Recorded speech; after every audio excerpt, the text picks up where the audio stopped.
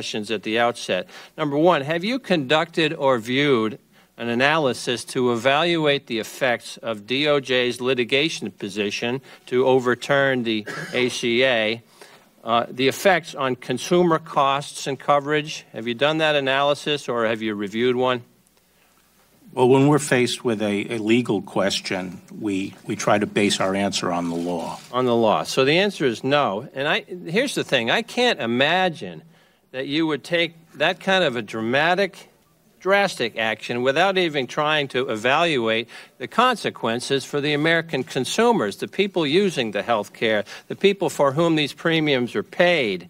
But let's start the process of thinking through that, in the event that the law if you're successful in this lawsuit that you're supporting and the entire Patient Protection and Affordable Care Act is struck down, millions of Americans who currently receive health insurance coverage under the law are at risk of losing that coverage. Am I correct in that? I think the President has made clear that he favors not only pre-existing conditions, but would like action on a broad health plan. So he is proposing a substitute for Obamacare. The one that's going to come after the next election, you mean? The one that will come down if and when. Well, let me be the one to inform you, should the law be struck down, millions of people who get their coverage through the ACA marketplace would lose their coverage, and tens of millions more would see their premiums skyrocket.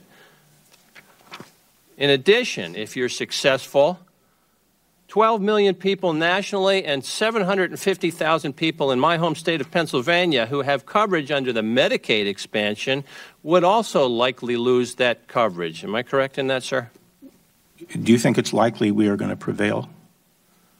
If you prevail, well, you're devoting scarce resources of your department toward that effort, are you not, Attorney General? We're in litigation. We have to take a position. The answer is yes. We so take position in litigation. Invalidated, and if you succeed, that many people will lose their coverage nationally from Medicaid and 750,000 from Pennsylvania alone, right? I'm just saying that if you think it's such an outrageous position, you have nothing to worry about. Let the courts do their job. If you my time is out. We'll come back to this. Yield back, Mr. Chairman.